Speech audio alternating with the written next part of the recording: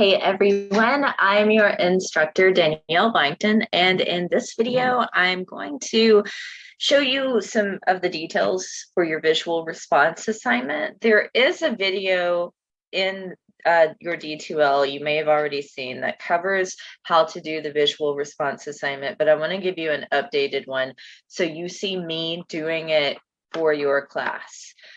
So I'm going to start with just the calendar here. So you know how to get to that. You go to content, just a reminder, since everything is still new to you here this first week. Go to master course calendar. This is where everything you need to know, all the due dates, all the readings, everything is there, like I said in the introduction video. And you see that your first visual response will be due on September 7th. I give you a few extra days because Labor Day is that Monday. I normally make things like that due on a Monday, but this way you still get your 3-day weekend and an extra day to catch up. So with your visual response one, when you go to content, I'll just come back to that page in just a second. When you go to content and you're scrolling down through here, all this other information, by the way, I know I pointed out reading links in your introduction video, but the recorded video lectures are there. They are divided by the section, just like your calendar. And also you want to look at your PowerPoints, and there are some other supplement links in there and the other types of material to help you out with the readings.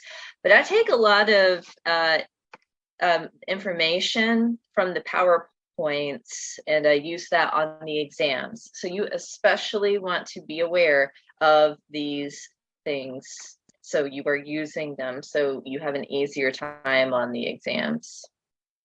So we're going to visual response prompts. And you just have one general overall kind of prompt. And I know it's a lot of information, but it has to all be there since this is basically, this is what you do for your prompt all semester long. So I have some information here about the background of this, why I do these this way. I felt like I had to justify that because I'm aware it is a non-traditional type of assignment for an English class because I'm asking you to draw something. Now you have to write a response to that thing that you have drawn, but I'm aware of how that is like very atypical. So that's all that information in that first paragraph is about. Now here is just the basic skeleton of what you are doing. You will sketch a drawing based on the prompt, which is down here. And you can do this however you want to. You can draw stick figures with pencil on paper. You could use a free art app on your smartphone or a tablet. You can use whatever you want, whatever is easiest for you to get it done, whatever helps you communicate your idea best. I don't care what it is. Now, whatever it is, and I say sketch, but if you make something that's 3D, if you make something out of like Play-Doh or something, that's acceptable too. You would just take a picture of that and put it in the Dropbox with your written response. So that sketch will represent this prompt down here. Now, like the main thing here I add is, don't feel intimidated by that, by having to draw something. You are absolutely not graded on what you make, whatever your artwork is that you make. This is not an art class. This is all about the psychology of learning. When you have to draw this out, this thing based on the prompt, you are thinking about the reading in a very different way than just sitting down and writing a sort of formal, traditional kind of essay response. So in your prompt, you can select any reading that falls between each deadline. So let me show you what I mean. I'm going back to the calendar now. So if visual response 1 is due by September 7th, that means everything in these first 2 weeks will be fair game. So you usually have these due about every 2 weeks, roughly, like give or take, because if there's something else due in there, I might have given you an extra week, or if there was a holiday, I didn't make the assignment due right then. So you have one due in week 2. Anything before that assignment is due is fair to use in your visual response assignment. You could pick one story, or you could pick 2 stories and do like a parallel, or like compare contrast, an idea like that. I do not recommend using more than 3 if you decide you want to use more than one reading, because it gets a little messy when you have that much going on in such a short written response. Okay, visual response 2. So if it's due in September 19th, so that's the beginning of week 5, then for visual response 2, you could pick anything from when we start the poetry unit, or if you decided you wanted to use one of those last 2 short stories, that would be okay as well. So same thing for 3. You could pick anything from those 2 weeks and use it in visual response 3. So I think you probably understand the pattern now. Okay, next, let me come back to your assignment. So let's see, I talk about how you pick the readings. Here's the other thing I want to point to.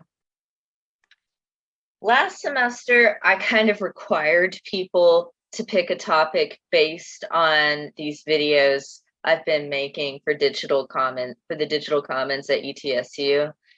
But that's too restricting, and it makes things a little more frustrating for people. It doesn't allow you a kind of academic freedom to choose what you want to write about. And I don't want to do that to you. So if you have a hard time settling on a topic, though, because I know a lot of students do. Some people like it's a breeze. Some people just like they can't decide. If you struggle to choose a topic, what you can do for further guidance is come to content again. And if you scroll down, there's this section right here in your menu called pointing to points. This is, I kind of shortened it there for the column. But it's pointing to literature points. These are very short videos. Most of them are about 3 to 5 minutes long. And there's not one for every single reading yet. I'm still building them. And you can use these to help generate your topic idea for your visual response. They are broken down into 3 sections: civics, science, and culture. So the points I pull out from each reading kind of fit into those categories, just to help you better understand what's going on in that reading. You don't have to use them. They are just there. Okay, you're going to make a drawing that is based on something that stood out to you the most from the reading. It can be a certain scene. It could be a certain character. It could be a certain line or passage, but you still have to illustrate it. You might put words in the picture, but you still need to illustrate it. Let's say, for example, you drew like a boot because you were using Joyce Carol Oates's "Where Are You Going? Where Have You Been?" And you were really fascinated by that weird scene when Arnold Friend is on the porch trying to get Connie to come outside, and you get that small detail about how his boots don't quite fit right on his feet. It's as if they were a couple of sizes too large. So if you've watched the lecture video, you've seen the creepy detail about the two most popular interpretations of that scene, what's going on with his feet in the boots.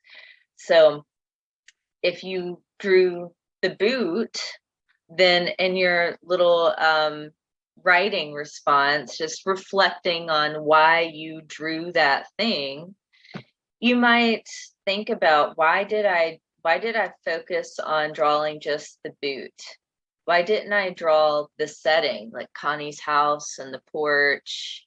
Why did I not focus more on an overall theme? Like, these can be kind of abstract. It's up to you and what you want to draw. I want to keep this like really simple and leave it like wide open up to you, so you have like I said, a sort of freedom to choose what you want to do in it. But you're writing just a really short amount, 50 to 100 words. And it's about why you chose it and what it means, what it represents. You're just reflecting on why that stood out to you. That is all this is in a nutshell. If you are feeling uncertain about it, especially with this first one, you can send it to me in an email for me to check before you deposit it.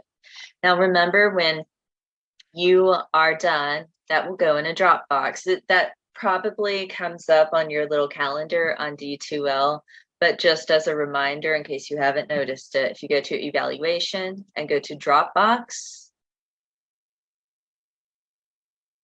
it will go right there in Visual Response 1.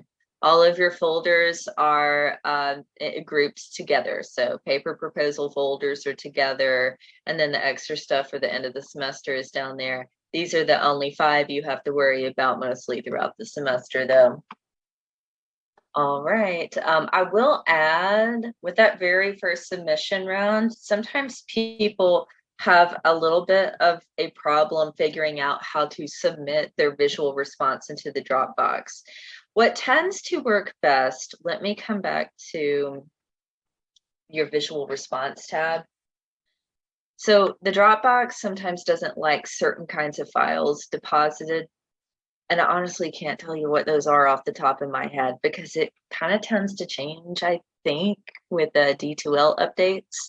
And then I think it also depends on how you produced the image. It usually has nothing to do with the Word document or PDF that someone submits with the written response. But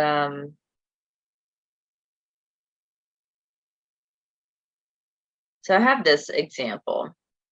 So here, and I have a lot of these formatted this way. So everything's in MLA. Remember, that's part of the guidelines at the bottom of that assignment, where you have the 4 lines of information in the upper left corner. You need a title that's centered. You have double spacing and Times New Roman font, size 12. So this is their little micro reflection about a poem from the poetry unit. And then they inserted their image. So she drew this on a piece of paper with pencil and took a picture of it. And then she inserted that image into a second page of the Word document. Sometimes people submit their Word document and then they submit their image files separately. It doesn't matter to me as long as I have both of them. But you might want to make sure you give yourself a little extra time before that first one is due to figure out and make sure that the method you are choosing to do it with is working. Sometimes just doing this, so doing the writing and then inserting the image, and you could make it smaller and put it up here underneath your little written response, or even above your written response. I get all kinds of variations of that. It doesn't have to be a huge picture. And then turn that into a PDF. It looks like, based on all the files I've had turned in that way for the past couple of years since I started using this assignment, that method maybe is it the easiest for people to submit. if you get really stuck with it, just send me an email again, and I'll always work with you. We'll try to figure it out, what's preventing you from submitting it into the Dropbox. Okay, so that's all the information I have for you about your visual responses. If you're still confused about anything, again, just email me and I will walk you through it as much as I need to. So I hope you've been having a good first week of classes, and I will talk to you again soon and touch base with you on more material coming up in the class.